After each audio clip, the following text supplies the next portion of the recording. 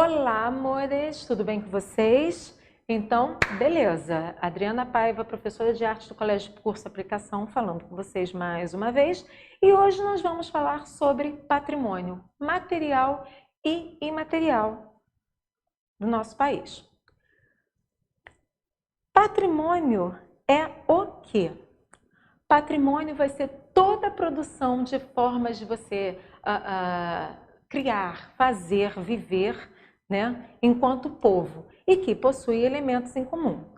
O patrimônio, ele tem relação com identidade e memória. Memória aqui a gente vai ligar à história também, tá? De ações de grupos do passado. Tem uma necessidade de preservação tanto dessa identidade quanto dessa história, dessa memória.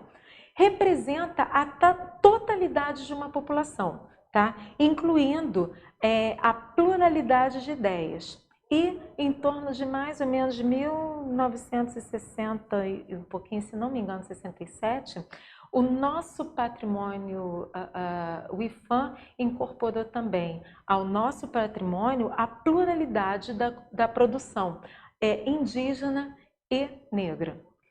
Precisa ser tombado pelo IPHAN. Para ser considerado um patrimônio cultural brasileiro, precisa ter esse aval do IPHAN. Então, como isso vai acontecer? Vai acontecer através de uma pesquisa. O IPHAN vai levantar dados sobre aquilo, sobre aquele determinado objeto ou determinada produção.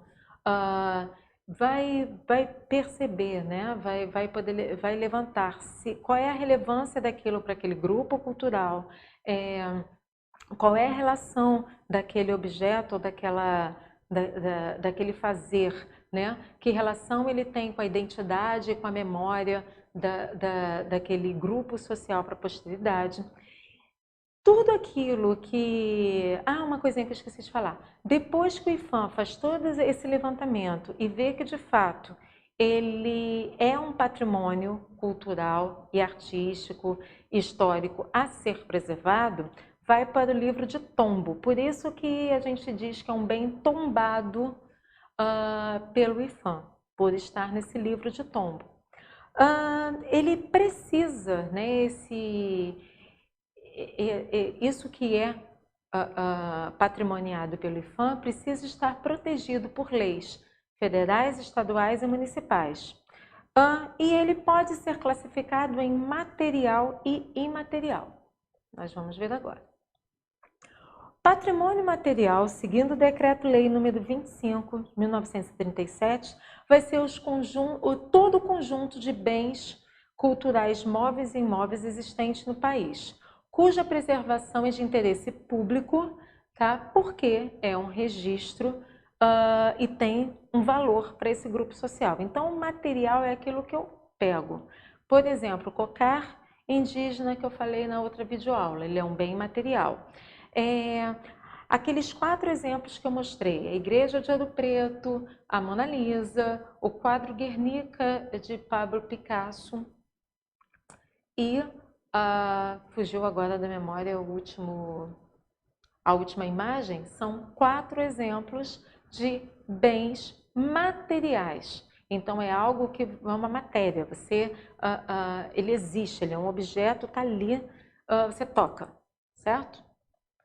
Aqui, mais 4 para vocês. Então, nós temos os arcos da Lapa, inspiração nos arcos romanos, né, que a primeira função dos arcos na Roma Antiga era de aqueduto, ou seja, levar a água de um lugar que tinha para um lugar que não tinha. Então, o nosso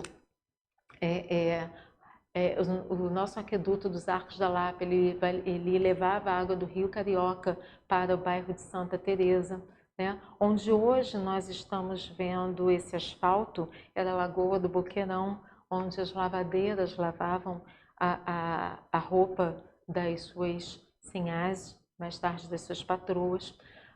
Do outro lado, do lado dos Arcos da Lapa, nós temos o Teatro Municipal de Manaus. Abaixo dos Arcos da Lapa, nós temos as ruínas das missões no sul do Brasil e a Catedral de Brasília. Então, todos esses bens materiais, todos esses conjuntos arquitetônicos, né? Todos esses exemplos de arquitetura que eu mostrei aqui para vocês, eles têm relação com a história, a nossa história, conta um pedaço da história, um pedaço da influência de ideias e fazeres de uma determinada época. Eles precisam ser preservados porque foram os últimos representantes, vamos dizer assim, né, de um período histórico, a maneira como foi feita, por exemplo, a Catedral de Brasília, nós temos, ela foi produzida pelo grande arquiteto do século XX do mundo, que foi Oscar Niemeyer. Um pouco mais desses bens materiais, nós temos o Cristo Redentor, feito em pedra-sabão, pensado por 2 escultores brasileiros, mas por não termos tecnologia na época, foi confeccionado na França e depois trazido aqui para o Brasil. Nós temos as ladeiras, né, e as calçadas de pé de moleque, de Ouro Preto e de tantos outros lugares aqui do Brasil, né?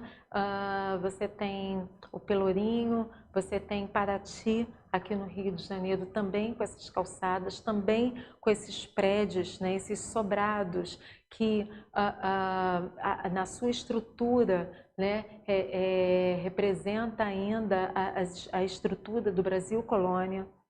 Nós temos aqui as cataratas do Iguaçu e as ladeiras, né, mais uma vez aqui de Ouro Preto. A imagem de cima é do Pelourinho, na Bahia, e a imagem de baixo é de Ouro Preto, Minas Gerais.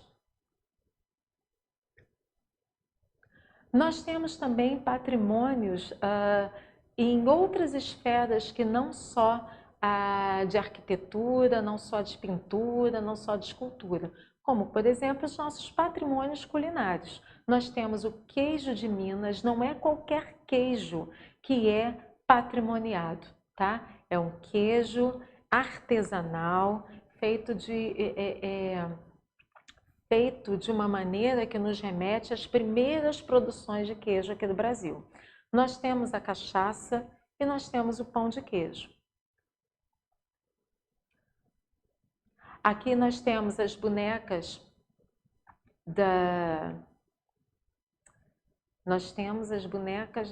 a gente vai lembrar o nome da tribo, esqueci agora.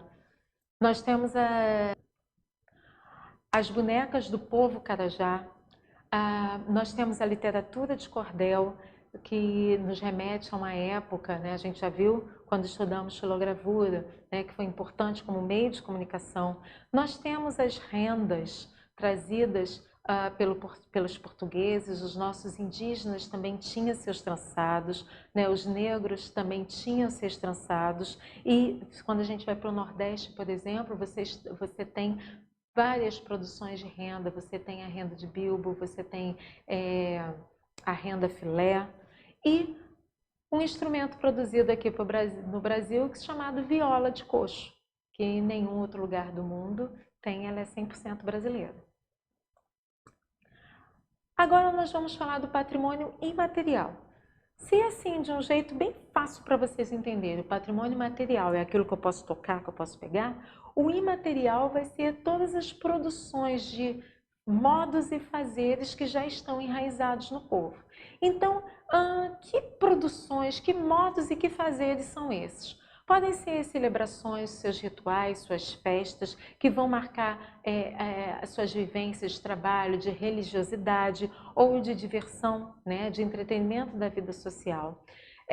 Formas de expressão, né, em manifestações literárias, musicais, né, formas de produção, lugares, né, como mercados, feiras, santuários, praças e demais espaços onde se concentram práticas dessa cultura coletiva. E o patrimônio imaterial, ele foi transmitido de geração para geração, né, através da literatura oral e também por um sentimento de identidade, né, que reflete né, esse sentimento de identidade com esse determinado bem, esse determinado patrimônio material, vai refletir, né, os saberes e pensares daquela determinada cultura. Então aqui nós temos, por exemplo, quando a gente fala de dança, o frevo, eu posso tocar na sombrinha do frevo, eu posso tocar no dançarino do frevo, mas o frevo, a dança frevo, não tem como eu tocar. Assim como não tem como eu tocar na dança carnaval, ou na dança maracatu, ou na história do Bumba Meu Boi. Eu posso tocar nos objetos que ajudam a contar essas práticas de vivência, né, desses povos.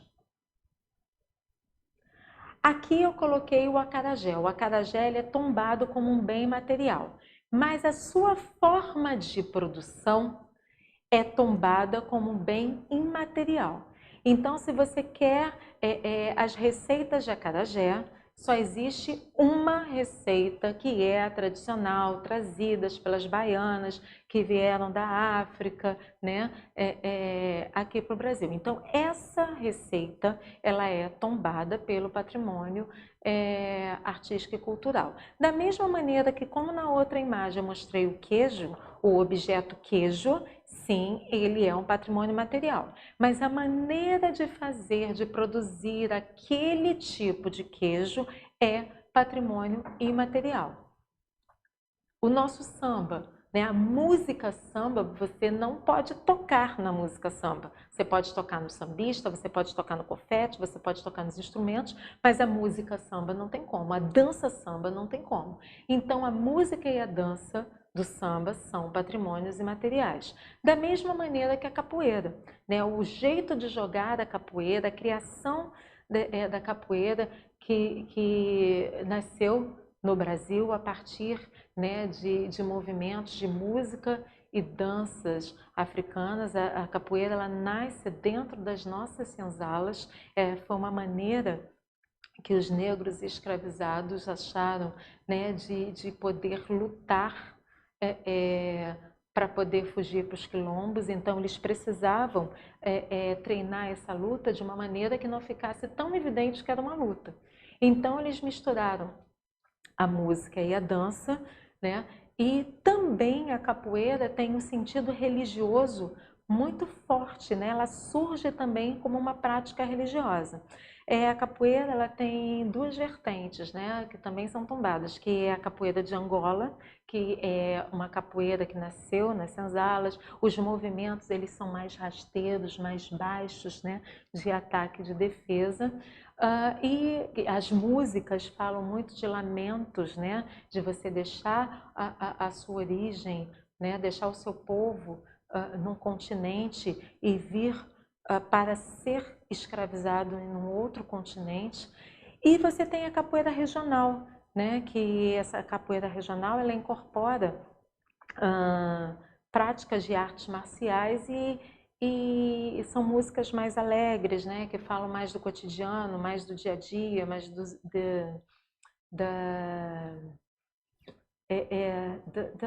daquilo que vai acontecendo, né? Mais, como direi. Então, na capoeira regional, você vai ter essas músicas, você vai ter essas músicas falando mais sobre a alegria, mais sobre o cotidiano, músicas mais jocosas. Você vai ter movimentos mais aéreos, certo? E do lado você tem os fios de ovos, que é uma produção campista aqui do estado de Campos, Rio de Janeiro, tá? Que também a maneira de como se faz esse doce chamado fios de ovos, também o nome desse doce é chuvisco, tá? A maneira como se faz o chuvisco é também patrimoniada, considerada patrimônio imaterial. Bom, como exercícios, tá bom. Como exercícios, vocês vão fazer o seguinte. Vocês até vão continuar porque já começaram a fazer isso na videoaula anterior. Quais são os bens tombados em Jacarepaguá? Vocês já viram quais são os bens tombados, certo? E vocês vão pegar esses bens e justificar, com base no IFAM, o tombamento desses bens. Quando eu passar as atividades e-learning para vocês, eu vou passar o site do IFAM para vocês fazerem essa pesquisa, tudo bem? E eu quero que vocês respondam no caderno de vocês. Né? Vocês viram os bens aqui tombados em Jacarepaguá, vocês já sabem quais são, e eu quero a sua opinião. As leis existentes estão, de fato, protegendo esses patrimônios? Sim ou não, e justifique a sua resposta. Eu queria muito que você justificasse essa resposta com base no que é patrimônio material e no que é patrimônio material, e não porque sim, porque não, em achismos, tá? Vamos aprofundar um pouquinho esse tema. Vocês vão me enviar por CLESEP ou pelo e-mail que eu vou colocar na atividade e-learning para vocês, tá bom? Grande beijo!